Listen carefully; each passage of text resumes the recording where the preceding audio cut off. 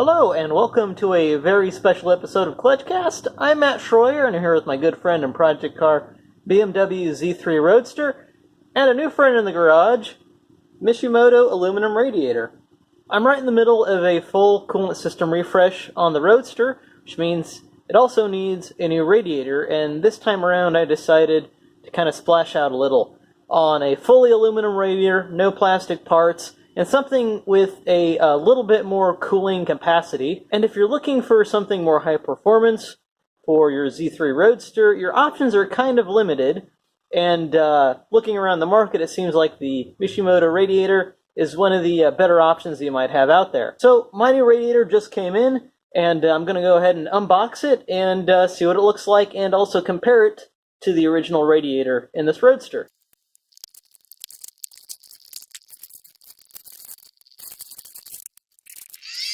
Okay, so before I get into the radiator itself and the radiator it's replacing, let's talk about the packaging a little bit. So, pretty sturdy packaging in here. You see a lot of foam. Had to take out a lot of foam. There was a fair bit of clearance between the radiator and the wall of the packaging. So if you see a rip on the side of your package like that, probably best not to be too alarmed. You know, just take it out and examine it. Mine turned out to be perfect. So that's good news. I definitely approve of the packaging. Nice thick cardboard. Moving on to the radiator itself. It's got a serial number, quote-unquote lifetime warranty. That's great. Let's look at the hardware. Drain plug. Looks nice. Looks like it's got a nice little washer to prevent leakage. I've heard some difficulty with leakage coming from the drain plug there before, so I'll definitely keep an eye on it and see if that's a good enough solution to keep this thing plugged up. But really nice fins, really good work. On the front side, you get the logo, the Mishimoto logo.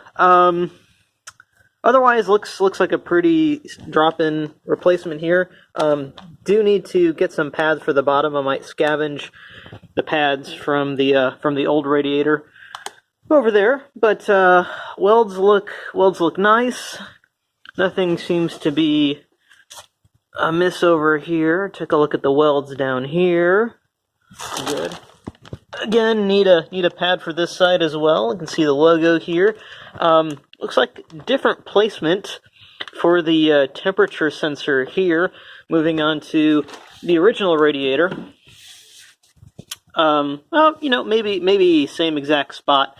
But that's something I'll definitely have to keep an eye on. So aside from that, you know, the build quality, the first thing I notice, of course, a much thicker radiator compared to the original. You can stack them side by side here to see kind of the difference here. Actually, I took some notes and some measurements. According to my measurements, the Mishimoto aluminum radiator has a thickness of 62 millimeters compared to the original 43 millimeters, give or take a half millimeter or so, which works out to about a 19 millimeter gain on the Mishimoto, or a 3/4 inch gain in size. So you have to watch for clearance, especially if you're trying to keep the stock fan, which I will not be.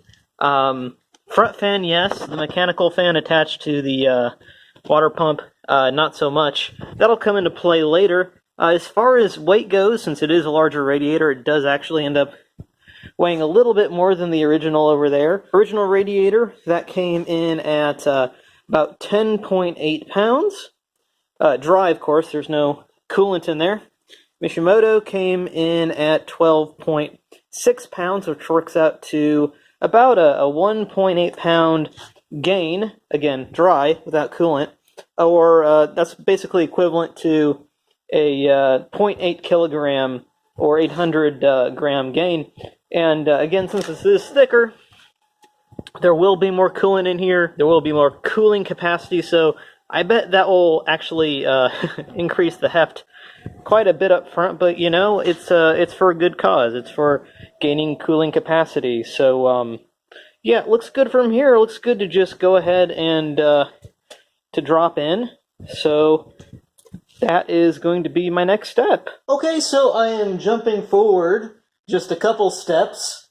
I redid the entire coolant system here on the front end of the car, but that's for another video. I just wanted to show you the new Mishimoto radiator in place in the car to see what that's like. As you see, it's very close to the engine now. Your clearance between the front of the engine and the back of that radiator drops to about 2 inches. So really there's no room for that mechanical fan.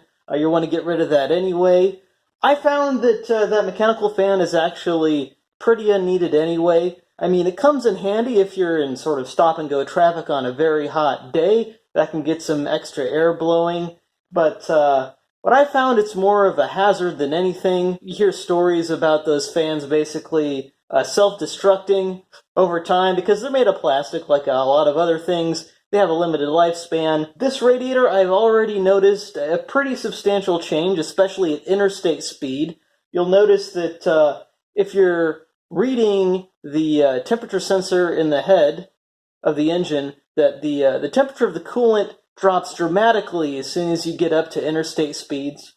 And also, just puttering around town, I've also noticed that it takes more time for this engine to heat up basically in stop-and-go traffic. So really, you don't need that mechanical fan on that water pump anyway. Of course, if you might live in a very, very hot climate, and your situation might be different. I'm here in Oklahoma. It hasn't gotten that warm just yet.